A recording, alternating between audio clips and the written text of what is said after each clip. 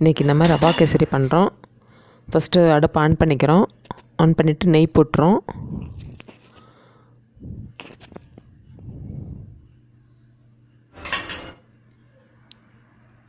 நெய் சூடானதுக்கப்புறம்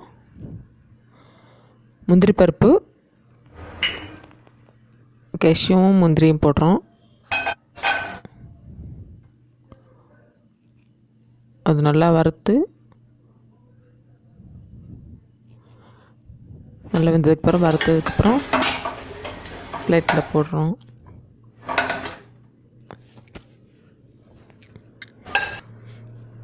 இது மாதிரி பரப்பி வச்சுட்டோன்னா நம்ம கேசரி கிண்டினதுக்கப்புறம் போடுறதுக்கு ஈஸியாக இருக்கும்.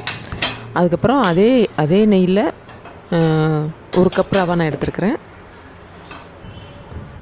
1 கப் ரவாவை அப்படியே அதில் போட்டு ஃப்ளேமை சிம்மில் வச்சுக்கிறோம்.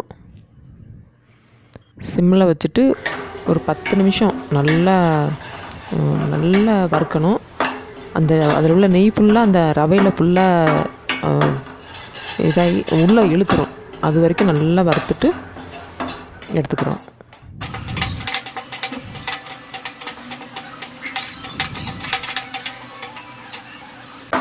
நல்லா வறுப்பட்டுருச்சு.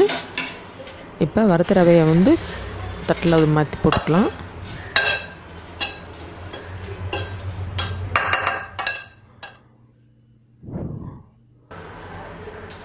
இப்போ அதே பாத்திரத்துலேயே என்ன பண்ணுறேன்னா 1 கப் ரவாய்க்கு 3 கப்பு தண்ணி சேர்க்குறோம். தண்ணி ஃபஸ்ட்டு சேர்த்துக்கிறோம்.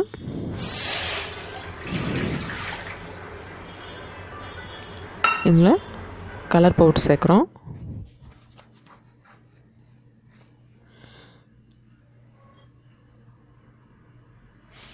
கலர் பவுடர் அப்படியே சேர்க்குறத விட கொஞ்சம் தண்ணி மிக்ஸ் பண்ணி சேர்த்தோன்னா நல்லாயிருக்கும். நல்லா எல்லா பக்கமும் அந்த கலர் நல்லா ஸ்ப்ரெட் ஆகும். இதுக்கப்புறம் ஒரு 4 ஏலக்காய் இடித்து போட்டாலும் சரி, உடச்சி போட்டாலும் சரி, 4 ஏலக்காய் சேர்த்துக்கலாம். போட்டு ஃபுல் ஃப்ளேமில் வச்சிடலாம். இப்போ தண்ணி கொதித்த உடனே திரும்பி சிம்மில் வச்சுக்கிறோம். அடுப்பை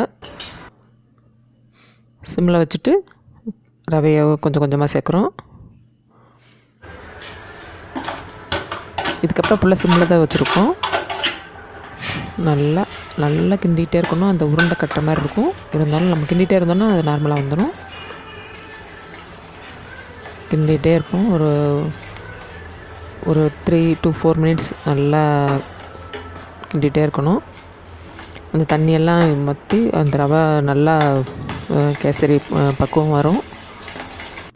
இந்த மாதிரி பக்குவம் வந்ததுக்கப்புறம் நம்ம ரவைக்கு சுகர் சேர்த்துக்கிறோம். 1 கப் ரவைக்கு 1 கப் சுகர் சேர்க்கணும். சுகர் நல்லா போட்டு திரும்பி கிண்டிகிட்டே இருக்கணும்.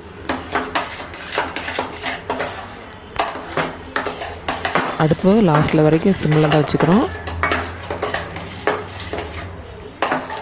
நல்லா அந்த சுகர் அதோட ரவை கூட நல்லா மிக்ஸ் ஆகி நல்லா கரைஞ்சி போகிற வரைக்கும் கிண்டிட்டு அதோட ஈரப்பதம் ஃபுல்லாக போகிற வரைக்கும் கிண்டணும்.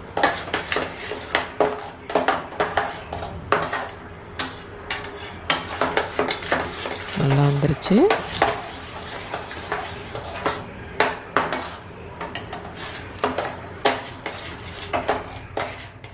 இப்போ நம்ம ஏற்கனவே முந்திரி போட்டதுலேயே கொஞ்சம் நெய் விட்டு இந்த வெந்த கேசரி அதில் போட்டு ஆற வச்சு ஒரு 10 மினிட்ஸ் ஆற வச்சுட்டு வேறு தட்டில் மாற்றினோன்னா ஒரு கட் பண்ணுறதுக்கு ஈஸியாக வரும்.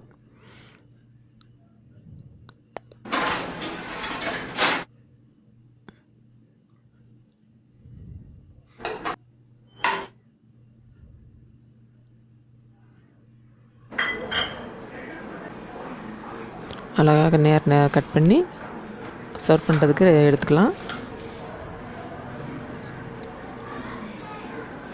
செம்மையாக இருக்குது. ஸ்மெல் எல்லாம் நல்லா இருக்குது. சூப்பராக வந்திருக்குது.